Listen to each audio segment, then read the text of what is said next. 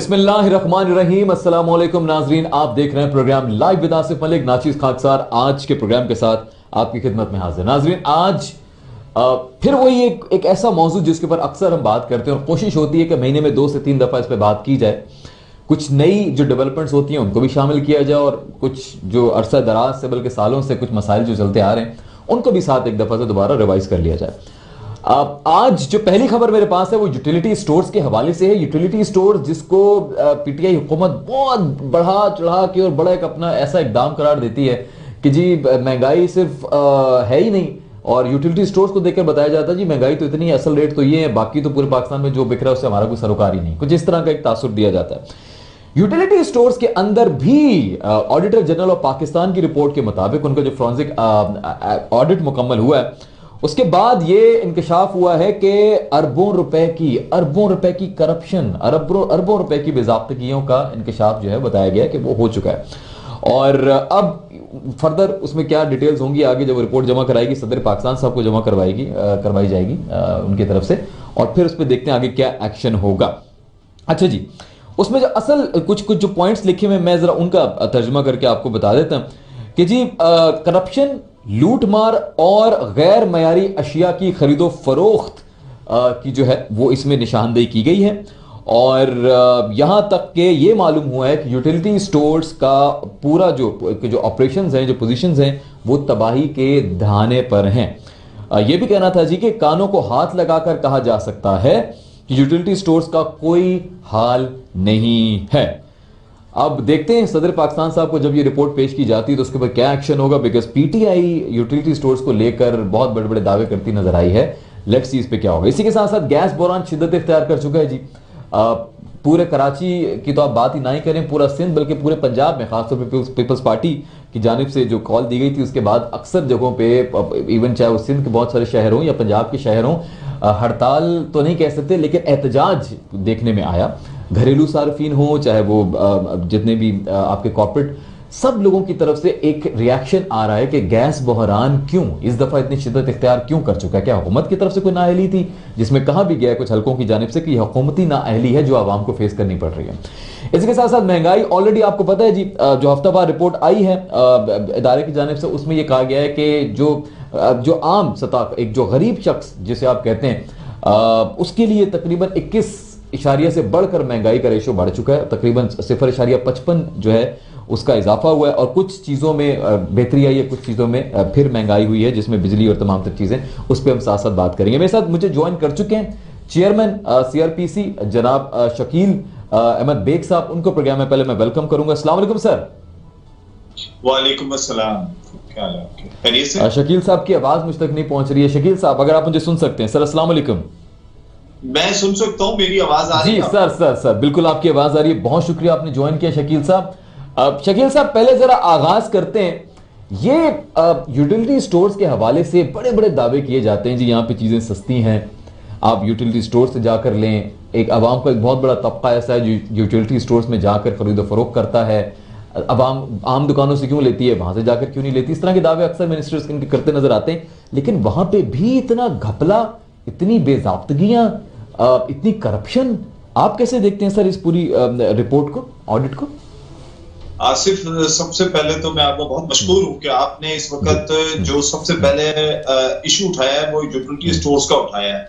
इसमें कोई शक नहीं है कि पाकिस्तान का जो गरीब तबका है, मिडिल क्लास तबका है, उसके पास बेचारे के पास जाहिर सी बात है कि जराए आमदनी इतना होता नहीं है, तो वो डेफिनेटली वो जाता है यूटिलिटी स्टोर्स पे, क्योंकि जो चीनी, आटा, जो जाहिर सी बात है वहां थोड़ी सी प्राइस कम होती है, तो वो उस चक्कर में वहां जाता है। लेकिन अफसोस के साथ एक पेरिस स्कैंडल एक कराची का भी आया था कि जहां पर छापा मारकर उसको पकड़ा गया एक स्टोर को, उसके बंदे ने कहीं 25 से पता नहीं कोई 2.5 मिलियन का घपला किया। लेकिन ये जो अब आया है करप्शन का, मैं समझता हूँ ये तो एक बहुत बड़ा पिंडोरा बॉक्स खुल गया है, और इस पिंडोरा बॉक्स में डेफिनेटली सी जो सब क्वालिटी की बात की है, जो कि आपने अपने इंटरव्यू में भी बताया है, तो इसमें कोई शक नहीं है कि हम कई जगहों पे इस चीज की शिकायत हमें भी मौसूल होती रही, सार्फिन हम तक भी पहुंचाते रहे कि यहाँ से जो हम चीजें परचेज करते हैं उसकी क्वालिटी वो नहीं होती है। तो डेफिनेटली उसके जो परचेजर होता है, जो प्रोक्योरमेंट करता है चीजों की,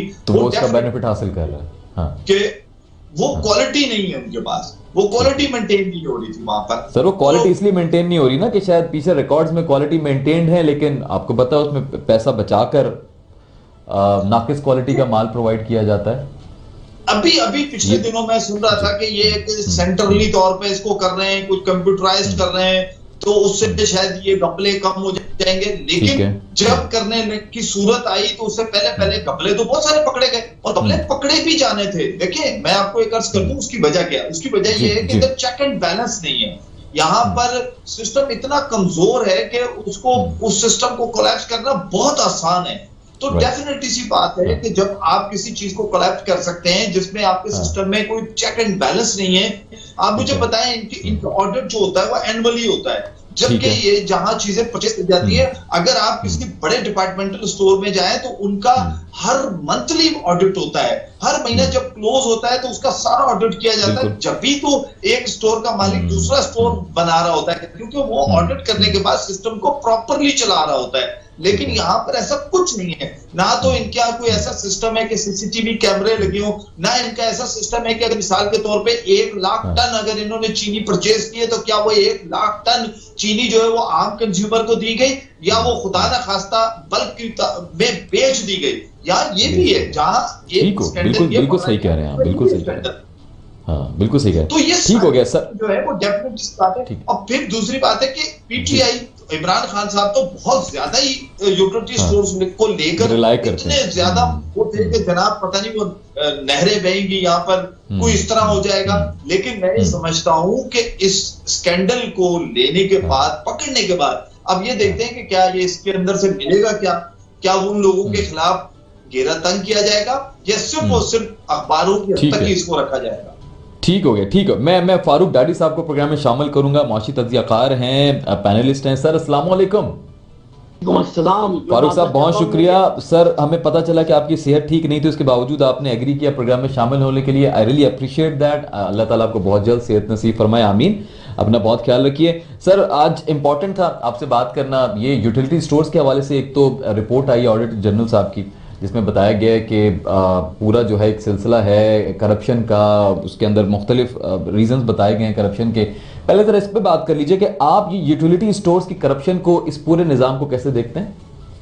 देखिए मैं आपको बताऊं कि हमारी बदकिस्मती ये है कि हमारे मुल्क के जितना भी निजाम है जो वो ब्यूरोक्रेसी के अंडर में चलता है। ठीक है। और हमारी ब्यूरोक्रेसी जितनी करप्ट है वो आप और हम जानते हैं। अच्छा। और हमने हर चीज की जिम्मेदारी इन ब्यूरोक्रेट्स के ऊपर डाली हुई है जो इस निजाम को चलाते हैं। और जो भी ये करप्शन की बात हो रही है या ऑडिटर जनरल ने जो भी इसको पॉइंट आउट किया है, तो यकीनन मैं इससे इनकार नहीं कर रहा हूँ, ये जरूर हुआ होगा। लेकिन इसमें जो यूटिलिटी स्टोर्स के जो भी करता धरता है, जो भी ये यकीनन किसी न किसी ब्यूरोक्रेट्स के मातहत ये चल रहा होगा। तो हुकूमत का भी तो काम है ना सर उसको as a watch dog at least उसको। बिल्कुल हुकूमत का काम है और हुकूमत को भी इसको बिल्कुल सीरियसली लेना चाहिए। और वो जो ब्यूरोक्रेट्स इसके अंदर इन्वॉल्व है, हुकूमत को सख्त से सख्त इस पर इकदाम करना चाहिए। आपने देखा होगा कि जब भी कोई नई हुकूमत आती है, मिसाल के तौर पे पहले दो ही आते थे, पीपल्स पार्टी या मुस्लिम लीग। जैसे पीपल्स पार्टी आती थी, वो मुस्लिम लीग के तमाम ब्यूरोक्रेट्स को टॉप पोजीशन से हटा के अपने बंदे लगाते थे। ठीक है। जब नवाज शरीफ आते थे तो पीपल्स पार्टी के तमाम ब्यूरोक्रेट्स को हटा के अपने बंदे लगाते थे। क्योंकि ये हुकूमत पहली बार आई है और इनको इस चीज का तजर्बा नहीं है कि ये ब्यूरोक्रेट्स किस तरह खेलते हैं और किस तरह हुकूमत को गुमराह करते हैं। अब क्या एक्शन लेना चाहिए हुकूमत को? अब ये रिपोर्ट सदर पाकिस्तान साहब को तो जा रही है यूटिलिटी स्टोर्स के हवाले से, बेज़ाब्ती के हवाले से। अब हुकूमत क्या एक्शन ले सकती है आपके ख्याल में? हुकूमत को सख्त से सख्त तरीन इस पे एक्शन लेना चाहिए। अच्छा। ये तमाम लोग जो इसमें इन्वॉल्व है उनको सख्त से सख्त सजाएं दी जाए।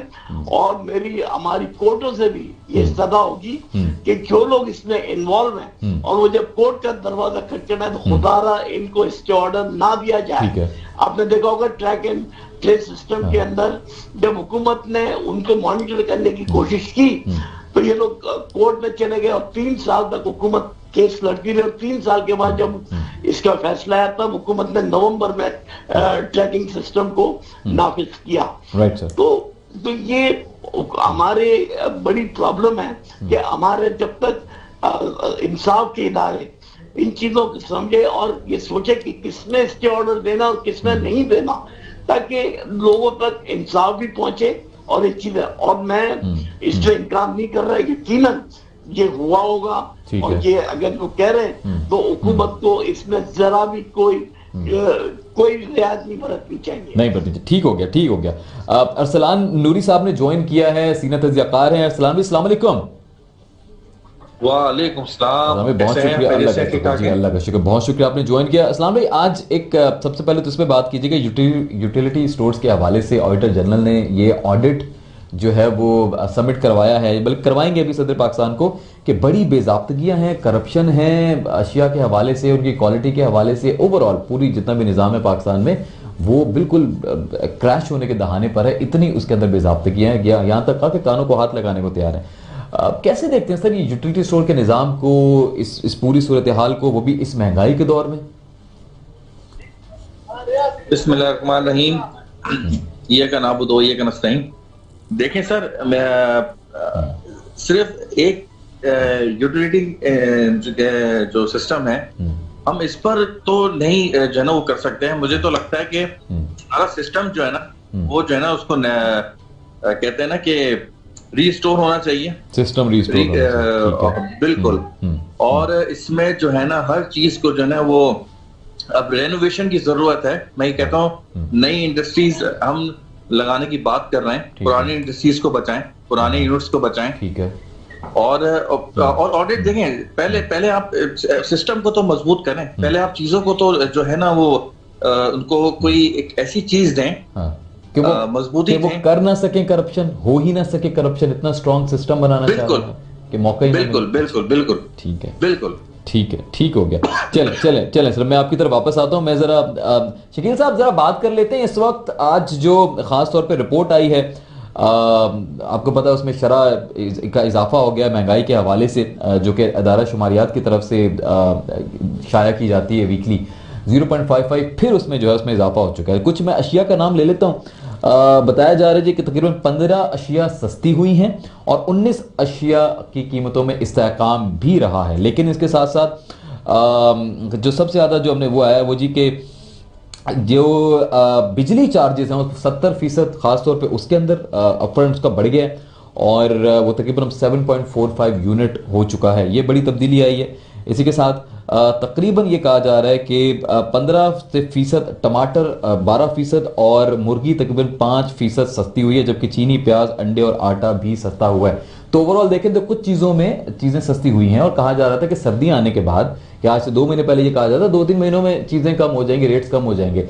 सर ये तो मुझे नहीं पता कि ये रेट्स एग्जैक्ट हैं या नहीं है। पहले तो मैं आपसे कंफर्म करना चाहूँगा कि ये जो बताया जा रहा है कि ये रेट्स क्या ये मार्केट्स में मिलते हैं, ये जो सस्ता हो जाता है तो मार्केट में सस्ता होता है। सेकेंडली आगे मजीद आप प्राइस कंट्रोल को और प्राइस रेट्स को कैसे किस जानिब जाता देख रहे हैं? देखें ये रेट्स पता कौन से होते हैं, जो सरकारी लिखे जाते हैं ना, ये वो रेट्स होते हैं। इस पे मिलता नहीं है, कुछ भी नहीं मिलता, ठीक है, और आप परचेज कर रहे होते हैं, हाँ ठीक है ना। मैं यही सोच रहा हूँ इसमें 15 अशिया सस्ती हो गई हैं, 19 की बरकरार हैं, मार्केट जाओ तो कुछ और सूरत हाल होती है। तो मेरे ख्याल में डाउटफुल है ये तो रेट। पहले तो चूंकि आपने बिजली से बात की तो मैं जरा बिजली से बात करना चाहूंगा। जी प्लीज आज मकसद ही आपको बुलाने का। सबसे ज्यादा आम लोगों पर, आम आवाम पर जो सबसे पहला बोझ पड़ता है वो बिजली का पड़ता है और उसके बाद आपके गैस की प्राइस का पड़ता है। और फिर अगर गैस बंद कर दी जाए, जैसा कि इस वक्त बंद कर दी गई, उसका एक अलग सारिफ के ऊपर नुकसान होता है। देखिए बिजली के यूनिट के ऊपर आपके फ्यूल एडजस्टमेंट चार्जेस 4 रुपए कुछ पैसे इस दफा गवर्नमेंट ने दिसंबर के बिलों में लगवा दिए, ठीक है। मैं इसलिए गवर्नमेंट कहता हूं कि नेपरा जो है वो गवर्नमेंट का इदारा है, ठीक है ना जी। कोई भी जितनी भी पावर कंपनी है वो अपनी मर्जी से कभी भी कोई भी ऐड नहीं कर सकती, कानून उसको इजाजत नहीं देता है। हालांकि आम सारिफ जो होता है वो हमेशा पावर कंपनियों के खिलाफ बात करता है, हम भी पावर कंपनी के खिलाफ बात करते हैं। मसला क्या होता है कि यहाँ पर आप जब किसी भी चीज के यूनिट की कीमत आप बढ़ा देते हैं तो जाहिर सी बात है, मिसाल के तौर पे आपने 10 रुपए यूनिट कर दिया तो अब 10 रुपए यूनिट के ऊपर जब आपका जीएसटी लगेगा, फेडरल टैक्स लगेगा, जब आपकी दूसरे टैक्सेस, जब सेल्स टैक्स लगेगा, तो जाहिर सी बात है उस 10 रुपए के यूनिट के हिसाब से वो टैक्स भी बढ़ गया आपका, ठीक है ना। गवर्नमेंट का जो जनरेशन है, जो जनरेट करती है गवर्नमेंट अपना टैक्स, वो उस टैक्स से बढ़ा लेती है। तो वो उसको भी फायदा होता है। सिर्फ यूनिट महंगा नहीं होता है, गवर्नमेंट की आमदनी भी बढ़ जाती है, उसमें इजाफा होता है। Very valid point. मिसाल के तौर पे अब पहले स्लैब्स होते थे, कल ही मुझे किसी ने, एक दोस्त ने पूरा एक स्लैब्स जो है खासकर के इलेक्ट्रिक का नेपरा से निकाल कर मुझे भेजा, उसके अंदर आप देखें 100 यूनिट का स्लैब चलाया था, हो गया 200 यूनिट का स्लैब चलाया था, हो गया 300 यूनिट का। पहले क्या होता था कि 300 यूनिट तक के कहा जाता था कि 300 वाला जो है उसको इतना सस्ता पड़ेगा। एक ही स्लैब था। सारे को कोई सस्ता नहीं पड़ता, ये ध्यान में रखा जाए। अब अगर आप बिजली महंगी होगी तो मुझे बताएं कि जब बिजली इतनी महंगी हो जाएगी तो फिर चीजों की कीमत ऑटोमेटिकली बढ़ गई। डेफिनेटली आप कैसे चीजों की कीमतों को कम कर सकते हैं? कौन सी चीज है कि जो बिजली से जुड़ी हुई नहीं है? हर चीज बिजली से जुड़ी हुई है। अब आ जाते हैं गैस पे। अब आप मुझे बताएं कि आपके शहर में गैस नहीं है, पूरे पाकिस्तान में इस वक्त गैस नहीं है। पूरे पाकिस्तान में नहीं है। का यहाँ कहा पहले कहा गया कि 2.5 महीने के लिए सिंध में सीएनजी स्टेशन बंद कर दिए गए, चले जी बंद कर दिए। लेकिन क्या आम सारे को गैस मिली? नहीं मिली। आप मुझे बताएं इस वक्त घरों में गैस नहीं है, जबकि एलएनजी 3 दफा का वादा भी किया था कि कम से कम सुबह दोपहर शाम मिलेगी, वो भी नहीं मिल रही है। आवाम उससे भी नहीं कोई सुबह दोपहर शाम वाला तो सुबह दोपहर शाम वाला तो बेवकूफ बनाने के लिए एक उन्होंने मार्केट में शोषा छोड़ा था। और ये रूल्स होते हैं, किसी चीज को जब आपने इम्प्लीमेंट कराना होता है ना, तो कभी कुछ जो हमारे तजियाकार होते हैं उनके मुंह से वो अल्फाज निकलवाए जाते हैं, फिर नहीं तो किसी मिनिस्टर से ऐसे शोषा छुड़वा दिया जाता है कि देखिए उसका इम्पैक्ट क्या पड़ता है। तो इम्पैक्ट उसका तो कोई नहीं पड़ा। आप सुबह दोपहर शाम तो क्या मिलेगी? अभी तो आपको पूरा दिन ही गैस नहीं मिलती, पूरा दिन नहीं। यही तो वजह है, यही तो वजह है। आप मुझे बताएं, यहाँ आप इस वक्त पोश एरियाज है, डिफेंस क्लिफ्टन, मैं कराची की बात कर रहा हूँ। आप जो छोटी कच्ची आबादी है उनको तो मिल ही नहीं रही थी, पहले ही नहीं मिल रही थी। पोश एरिया में भी पिछले 1.5 से 2 महीने में गैस नहीं है।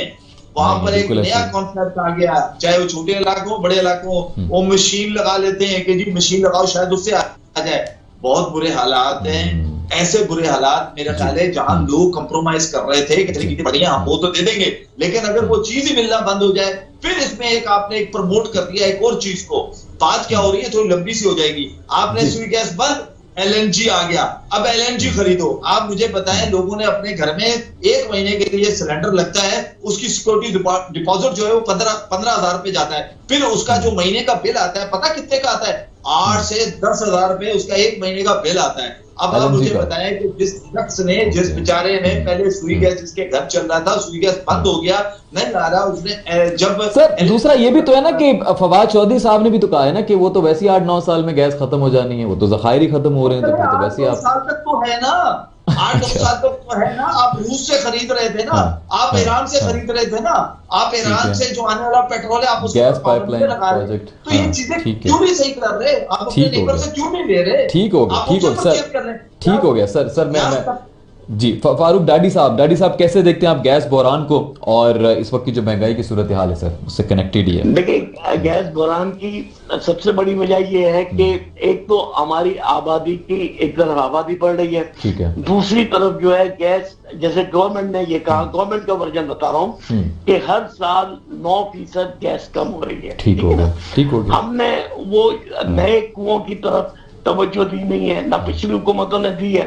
तो अगर हमें इस वक्त जरूरत है कि हम नई तलाश करें और नई ड्रिलिंग करें ताकि हम इसको पूरा कर सके। ऐसा कुछ है, प्रोसेस चल रहा है, कुछ अभी कोई सिलसिला हो रहा है? और अभी तो खैर ये लोग कर रहे हैं, लेकिन ये है कि इसमें कुछ जगह से दरियाफ्त भी हुई है, लेकिन वो प्रोसेस में आने में, सिस्टम में आने में टाइम लगेगा। लेकिन जिस तरह शकील साहब ने बताया कि ईरान से हमने गैस लेनी थी और रशिया के साथ हमने जो पुराना प्रोजेक्ट जी उस पे, क्योंकि हमारी पिछली 2 हुकूमतें अमेरिका के तसल्लुत की वजह से उनकी हिम्मत ही नहीं थी कि इसके ऊपर कोई पेशरफ ईरान के साथ इश्यूज है, ईरान के साथ तो ना तो जरदारी हुकूमत ना नवाज पॉलिटिसाइज हो जाता था।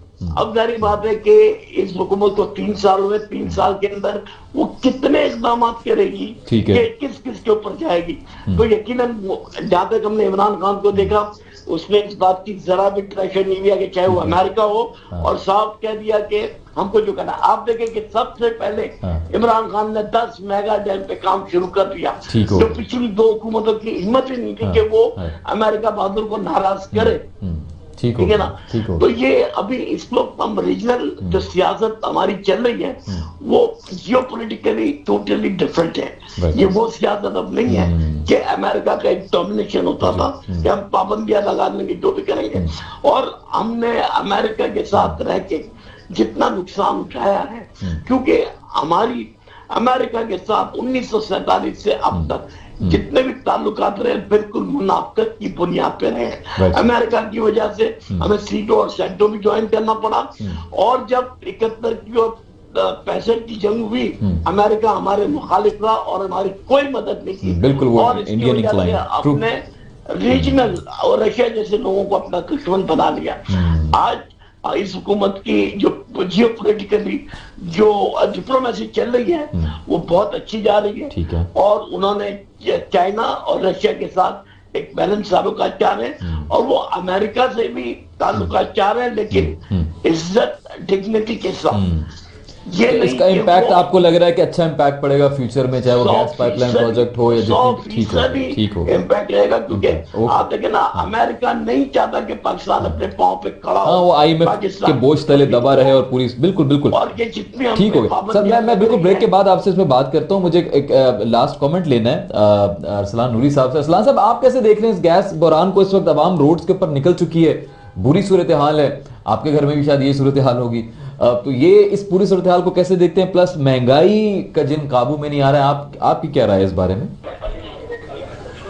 देखें, गैस का जो फुकदान है ना, वो आज से तो है नहीं। ठीक है। ये हमें अब नजर आ रहा है।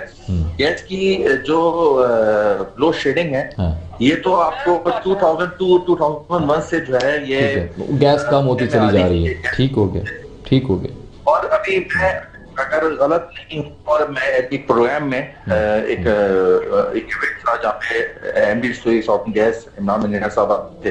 ठीक है। तो उन्होंने कहा था कि 8 साल बाद तो हमारे पास गैस ही नहीं है देने की, भी तो शॉर्टफॉल चल रहा है, चौधरी साहब ने तो गैस भी नहीं होगी। बिल्कुल बिल्कुल जी जी जी।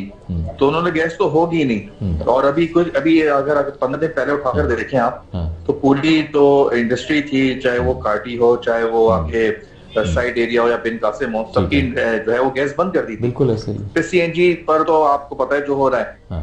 तो गैस नहीं बंद, ये तो बहुत ही एक समझ लें कि इस पर तो बहुत पहले गवर्नमेंट को और स्टेक होल्डर्स को काम करना चाहिए था। ये ऐसी चीज नहीं है कि कुआं खत्म हो गया, पानी खत्म हो गया और फिर जो है वो। अच्छा, ये मेरा कमेंट जरा दो लास्ट मिनट है, इस पे जरा बताएं, महंगाई आपको कम होती नजर आ रही है इन 2-3 महीनों में? जो आदादो शुमार बताए जा रहे हैं कि 2-3 महीनों में बड़ा फर्क आ जाएगा प्राइसेस में, आपको लग रहा है कुछ ऐसा होने वाला है? What do you think? Sir ये तो किसी की तो अजूबा है कि महंगाई जो है बढ़ती है, कम होती नहीं है।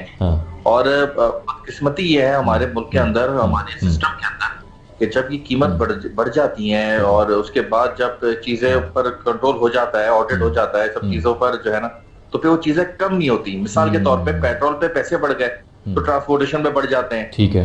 ग्रोसरी पे बढ़ जाते हैं, तो पैसे कम नहीं होते।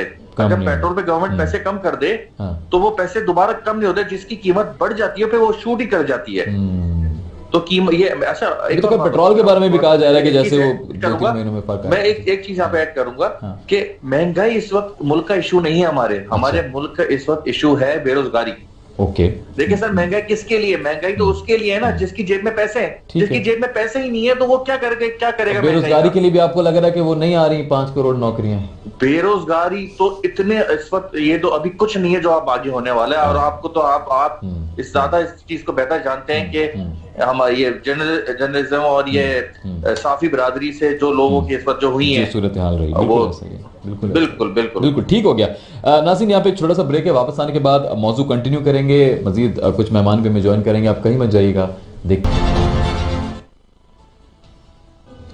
जी नाज़रीन, वेलकम बैक। लौट के वापस आ चुका और आप देख रहे हैं programme live with Asif Malik. बात करेंगे कुछ ऐसे बयानात अभी 1-2 रोज कबल आपकी समातों से और आपकी नजरों से गुजरे होंगे, जिसमें यह कहा गया कि पाकिस्तान जो है वो बैंकरप्ट होने वाला है, बल्कि हो चुका है। यह भी कह दिया शबर ज़ैदी साहब ने, जो कि FBR के चेयरमैन रह चुके हैं। और वो चेयरमैन किसी पुराने दौर में नहीं रहे, पाकिस्तान तहरीक इंसाफ के दौर में ही थे। अभी अप्रैल में ही उन्होंने जो है वो अपना ओहदा खत्म किया। क्या वाकई पाकिस्तान दिवालिया हो गया? अभी ये बात उन्होंने एक दिन की, बाद में जी उनका वो ट्विटर के ऊपर एक बयान आ गया कि ये तो मैंने वो कह दिया था, बस इसका मतलब ये नहीं था जिस तनाजुर में इसको लिया गया। अब उसका मफहूम क्या लोगों ने समझा, वो एक अलग बात है। ट्विटर पे बड़ी बहुत पीटीआई बैंक करप्टेड पाकिस्तान का एक ट्रेंड भी चल रहा है उसके ऊपर। अभी बिलाल गफ्फार साहब से मैंने रिक्वेस्ट की वो ज्वाइन करें और वो भी हो। अच्छा, उसके बाद अब ये शब्बर जैदी साहब ने कहा, बाद में उन्होंने कहा जी वो तो 1.5 घंटे की स्पीच थी, 3 मिनट का एक वो क्लिप निकाल के किसी ने बता दिया, तो वो तो मेरा मकसद कुछ और था कहने का। पता नहीं उन्होंने ये यूटर्न क्यों लिया मुझे नहीं पता, लेकिन हो सकता है कि वाकई गलत तनाजुर में उसको देखा जा रहा। दूसरी तरफ जो है जो एक और बयान आया इस तरह का, वो जी अब्दुल रज़ाक दाऊद साहब की तरफ से आया, जो कि मुशीरे तिजारत भी हैं ऑफ कोर्स, और उन्होंने कहा जी पाकिस्तान कंगाल हो चुका है और कुछ न्यू डेवलपमेंट के हवाले से, खास तौर पे नई जितनी भी इन्वेस्टमेंट्स होती हैं उसके हवाले से भी कुछ कहा कि जी वो नहीं हो रही। तो इसको आज हम करते हैं जी कि सबसे पहले मुझे बताया जा रहा है जी मुझे मौजूद मेहमान ज्वाइन कर चुके हैं और ठीक हो गया। अच्छा जी, मैं हलार साहब मुझे ज्वाइन कर चुके हैं पाकिस्तान पीपल्स पार्टी से। अस्सलाम वालेकुम सर। वालेकुम सलाम सर। बहुत सर अल्लाह का शुक्र सर, बहुत शुक्रिया आपने ज्वाइन किया हलार वसान साहब। फिर आपने भी श्योर इट्स अ प्लेजर। आपने देखा ये पाकिस्तान को दिवालिया करने की बातें हो रही हैं, बहुत सारी चीजें हो रही हैं। जब हम पीटीआई से बात करेंगे, अभी बिलाल गफ्फार साहब मुझे उम्मीद है कि ज्वाइन करेंगे, तो ये सुनने में आता है जी कि ये तो पाकिस्तान को इस हाल में तो पीपल्स पार्टी लेकर आई है, सारा कर्जा तो पीपल्स पार्टी ने लिया है या पीएमएल-एन ने लिया है, हम तो सरवाइव कर रहे हैं, हम तो किस्तें भर रहे हैं, हम तो उनकी किस्तें भर रहे हैं। तो ये जो बैंक करप्सी के इस तरह के स्टेटमेंट्स आने लग गए हैं, क्या ये पीटीआई का इसमें रोल है या कहीं ना कहीं पीपल्स पार्टी पे भी कोई ब्लेम आ सकता है? करता हूँ। देखिए ये 2018 में जब ये हुकूमत करना चाह रहे थे तो इन कंटेनर पे असद उमर दूसरे अरकान कहते थे कि हमें यही पाकिस्तान दे दो और हम इसको 6 महीने में चेंज कर देंगे, फॉरेन इन्वेस्टमेंट आएगी। अभी आपने जो बात की शब्बर जैदी साहब की, वो उनके क्लोज एड हैं इमरान खान। बिल्कुल बिल्कुल ऐसे। और जब उनके बयानात ऐसे आएंगे, ऑब्वियसली आपके जब 1.5 घंटे की स्पीच में 3 मिनट का क्लिप नजर आएगा तो आपने ही बात की है ना, किसी और ने तो नहीं। बड़ा क्लियर बोला आप जी बिल्कुल, और ये हकाइक पे बात की उन्होंने, क्योंकि एफडीआर के चेयरमैन रह चुके हैं, इनको पता है कि पाकिस्तान में क्या इम्प्लीकेशंस होती हैं जब हम ये लोन हम लेते हैं, आईएमएफ डिक्टेट करती है। आपने देखा होगा कितना लास्ट मंथ डिलिबरेटली 10-15 रुपए पेट्रोल की प्राइसेस इंक्रीज हुई थी, इन्फ्लेशन हो गई, अनएम्प्लॉयमेंट हो गई। और दूसरे इनकी बात को सेकंड किया है अब्दुल रज़ाक दाऊद साहब ने। अब वो भी वकील तिजारत है, वो भी काफी समझदार आदमी है। तो ये समझ में नहीं आ रहा, बजाय आप पाकिस्तान को बेहतरी की तरफ लेके जाएं, आपके पास इतने यंगस्टर्स हैं, एक कैबिनेट है, 30-35 मिनिस्टर्स हैं, आप उनका फायदा उठाए। आप ऐसे नेगेटिव इम्पैक्ट डालेंगे, पॉइंट ऑफ व्यू देंगे तो एक लोगों में जो उम्मीद है वो बुझेगी। और मैं समझता हूँ कि ऑब्वियसली फॉरेन इन्वेस्टमेंट नहीं आ रही, फॉरेन एक्सचेंज रेट आप देख लें कितना हो गया है। कोई सऊदी अरब भी गए थे इमरान खान साहब इन्वेस्टमेंट के लिए, वहां से कोई नहीं आई। जो एक तसाद में ये पार्टी चल रही है। आप देखिए जो एक बिल हुआ था अभी नेशनल असेंबली में, सेनेट में, जो उन्होंने पास कराया कि भाई जो फॉरेनर्स हैं वो भी यहाँ पे वोट दे सके। तो एक यहाँ पे ऑलरेडी हम इतना सफर कर रहे हैं। अच्छा सर, मैं कुछ, अगर मुझे इजाजत है कुछ ऐड करने की, मैं अगर अपनी जाती सोच बताऊं, मुझे ऐसा लगता है कि शब्बर जैदी साहब बाद में जो स्टेटमेंट दे रहे हैं वो इस तनाजुर में कह रहे हैं कि मेरी बात को गलत तरीके से समझा गया, इस तरह से कि क्योंकि उन्होंने किसी पार्टी का नाम नहीं लिया था, तो हो सकता है कि उनकी बात सुनकर सब जो पीटीआई जो करंट हुकूमत है उसके ऊपर जो ब्लेम करना स्टार्ट हो गए।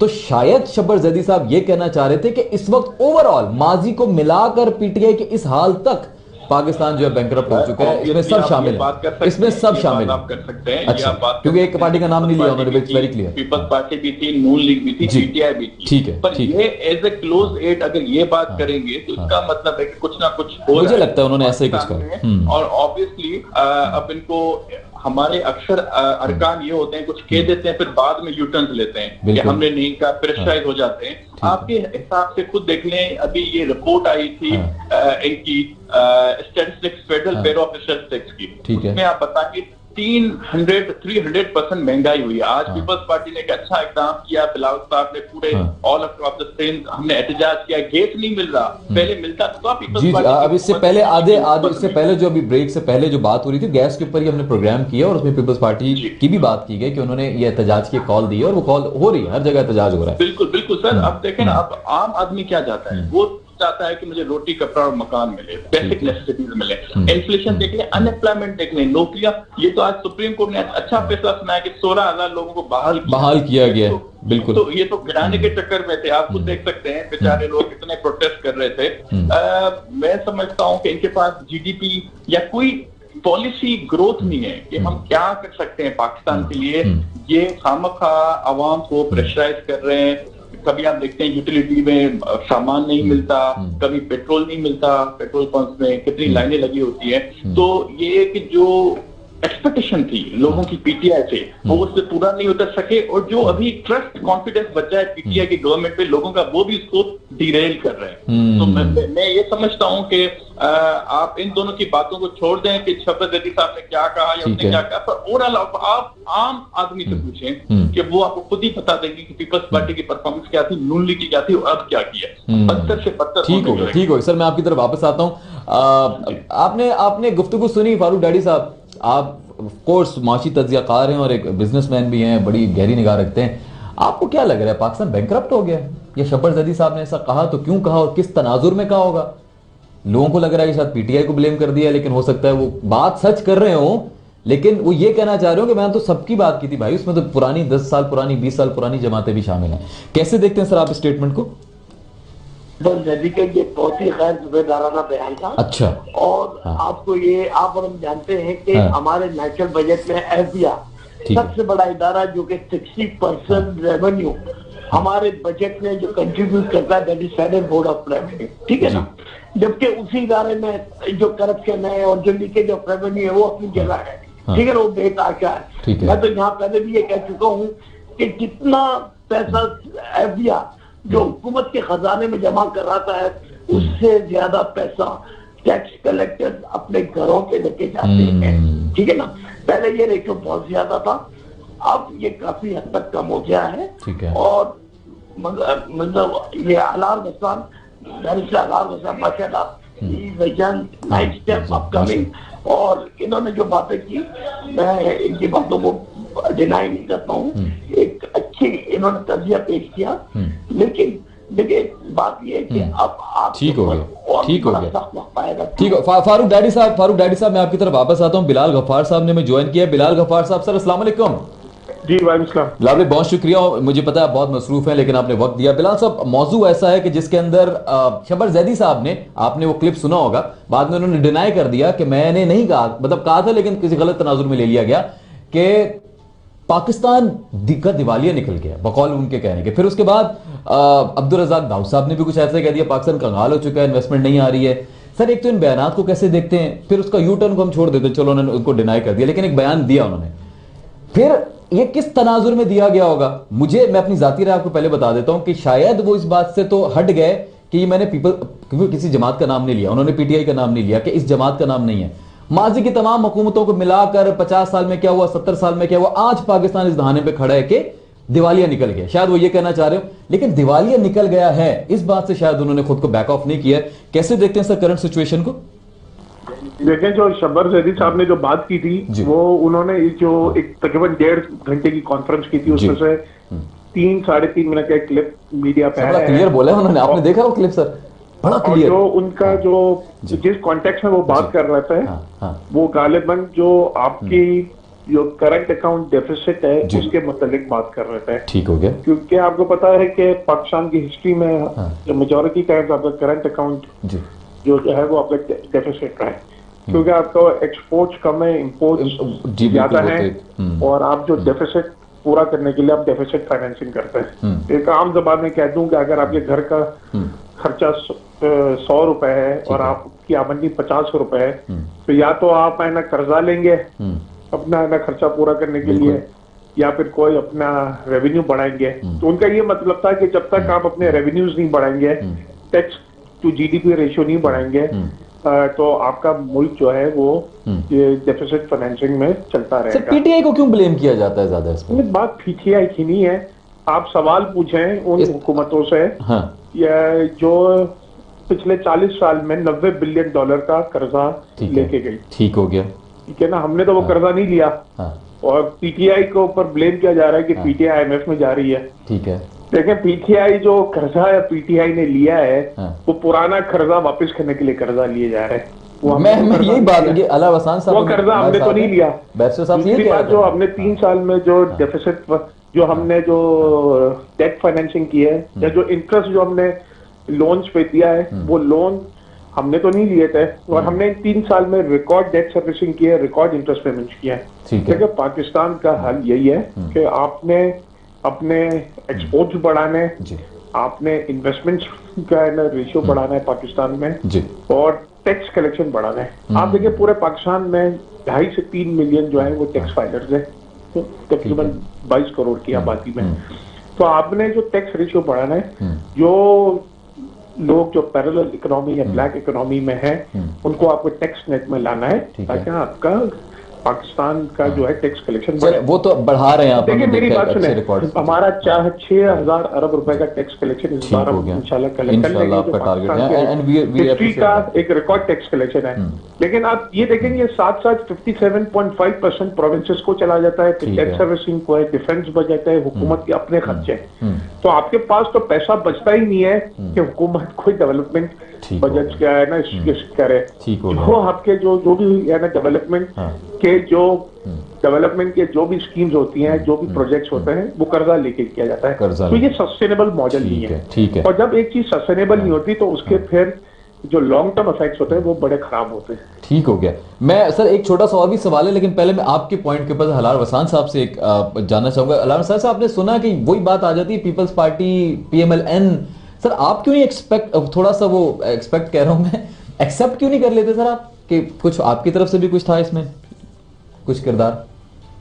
पाकिस्तान पीपल्स पार्टी की हुकूमत थी, मैं मानता हूँ हमने लोन लिया होगा, उसके बाद 5 साल नून लीग की थी, अब 3 साल पीटीआई की थी। वो इतना सारा हो चुका है ना कि वो पीटीआई पे ब्लेम आ जाता है। जी बिल्कुल बिल्कुल। अब मसला ये है कि ये डिफरेंशिएट नहीं कर पाते कि इन्होंने कितना लिया। अब ये कह रहे हैं कि हम जो पीपल्स पार्टी नून लीग ने लिया, हम उसको ओवरकम करने के लिए, रिटर्न करने के लिए हम इंटरेस्ट ले रहे हैं, मजीद लोन ले रहे हैं। तो ये एक थोड़ा कंफ्यूजन का शिकार है। ये हमें बताएं, पार्लियामेंट में हमें बताएं कि इन्होंने कितना लोन लिया है, कितना उनको दिया है, रीपेमेंट किया है। और ये दूसरी बात कर रहे थे FBR की, आप बजाय जो टैक्स पे रहे हैं उनको ही आप ज्यादा नोटिस भेज रहे हैं कि आप ज्यादा टैक्स दो। जो दूसरे हैं उनको क्यों नहीं आप भेज रहे कि आप टैक्स पेयर पे शिरकत हो जाओ, इन्वॉल्व हो जाओ अपने आप को, ताकि टैक्स कलेक्शन बढ़े।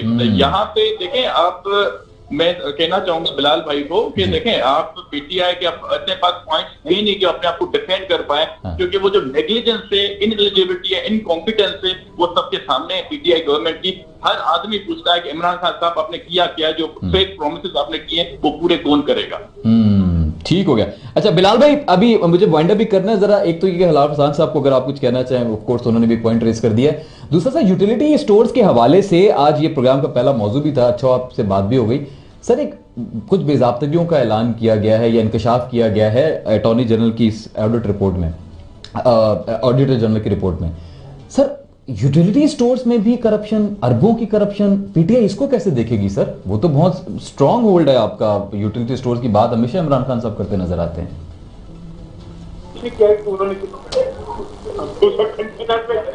जी बिलाल गफार साहब, बिलाल साहब अगर आप मुझे सुन सकते हैं। आपने क्या काम किया इमरान खान उधर के कोर्ट में? जी बिलाल साहब, इमरान खान को सुबह 9 बजे बुला अच्छा बिलाल साहब मेरे ख्याल में शायद मसरूफ हैं। अच्छा ठीक हो गया, वाइंड अप की तरफ मुझे जाना है। अरसलान साहब आप क्लोज करेंगे प्लीज, लास्ट मिनट है मेरे पास। अरसलान साहब जी सर इसको क्लोज कीजिएगा, लास्ट मिनट है मेरे पास। लोन्स का इशू है, शब्बर जैदी के बयान को कैसे देखते हैं आप? सर आपकी बहुत सी